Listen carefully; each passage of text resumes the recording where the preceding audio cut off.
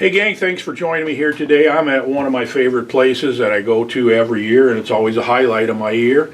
I am at Schaffer Performance Archery with John Schaffer, and we are going to set up my new Mathews Phase 4, and we're going to get the Schaffer DT Air sight on it, which you know I've been running for the last couple of years, and then the XV Rest, and you know how much I love these products, and that's why I'm here with John. He's one of the best in the business. So if you're anywhere near Burnsville, Minnesota, swing in here and take a look at their products. Talk to John. He's been all over the world bow hunting and kind of a wealth of knowledge on not just bow hunting but also archery in general. And if you want to have your bow set up right, this is the place to do it. So John's going to set up my Phase 4 here. Let's get started on it. Sounds good. Thank you, Bernie.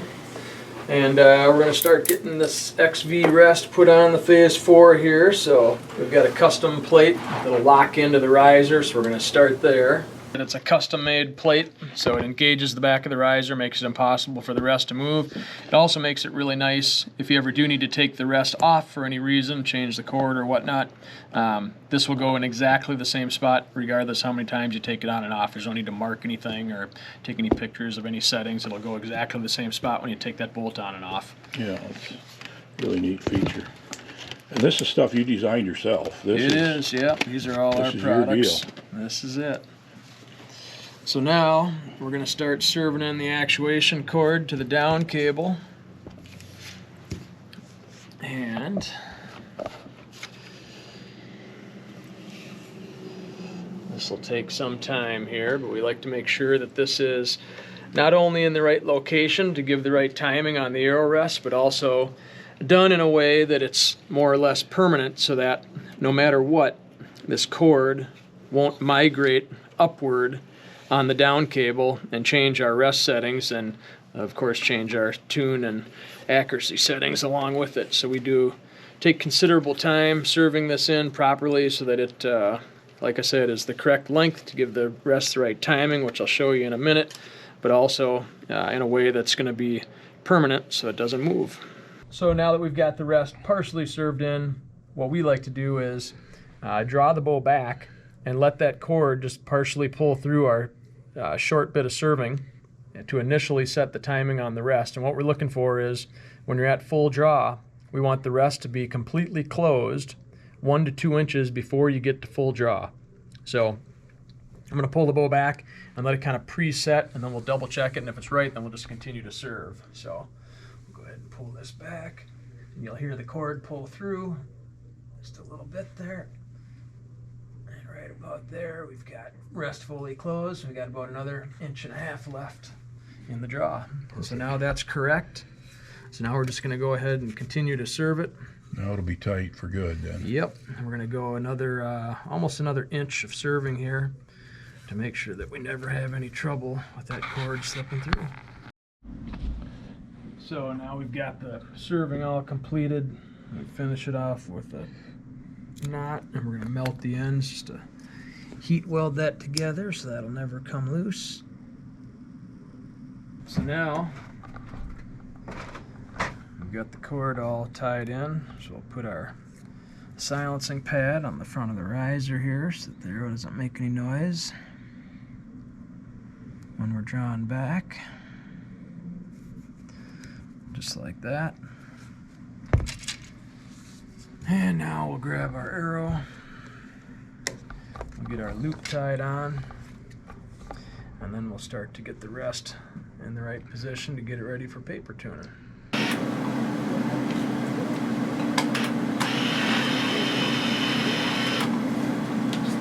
We're going to start out on this close bail, so we'll just stand up here, straddle the line, we'll put that top pin on that first bullseye in the range here.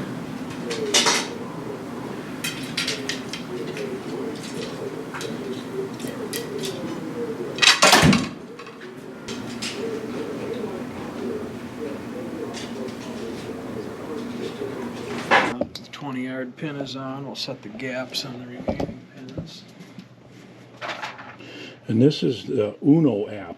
Yes. It's called Uno, so pretty amazing. Yeah. It's so this will be 2040, 2030. Well, we can set it to whatever you want. 20, but yeah, you're setting over 20, 30, 40-50. Yes, sir. So now those pins are mathematically set 20, 30, 40, 50. And then in regard to the sight, this is our DT Air. And Bernie chose to go with this one because it's super lightweight. It weighs just a tick over 3 ounces, so it's one of the lightest sights on the market.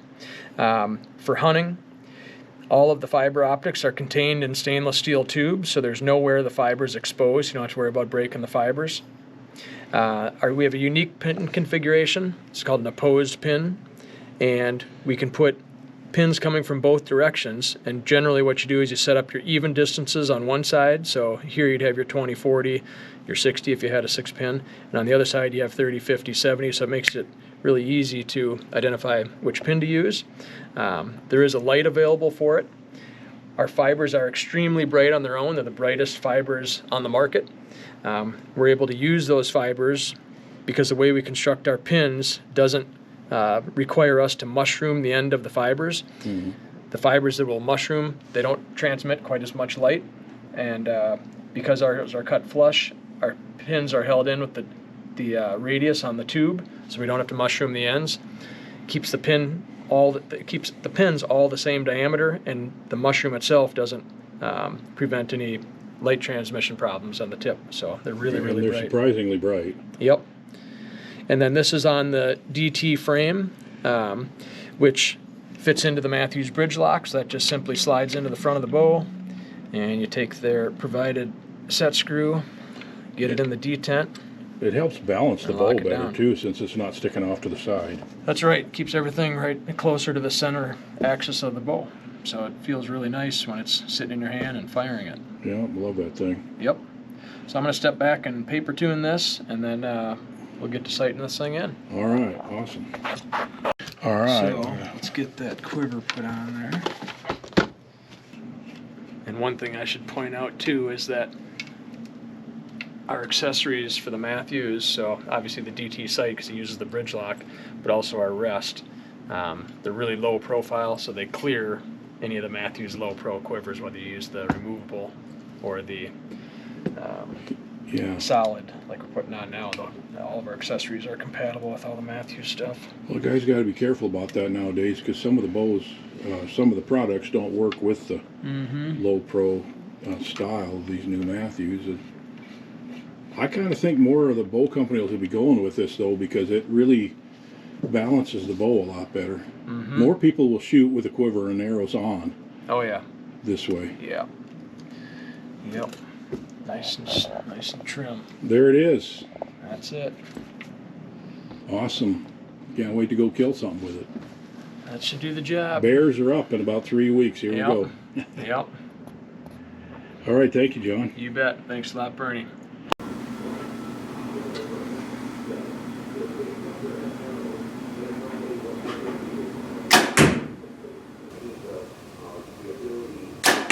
There you go. 12.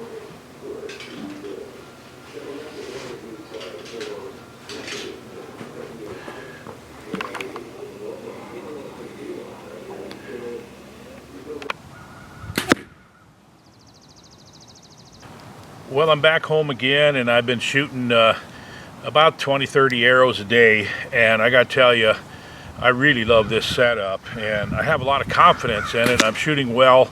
The bow is just starting to become like it feels like it's a part of me when I shoot, and I'm telling you, you can't overestimate the value of confidence when you take a shot on an animal. And I'm 2 weeks away from my first spring bear hunt, so I'm pretty excited about it. I feel really good about it, and I hope you've enjoyed this video. These products are the best there are available today, in my opinion, and I love the bow and the way it's set up, and very excited about this upcoming season and the hunts that I have coming up. So thanks for joining me. Thanks for being a part of this channel, and we'll see you on the next video.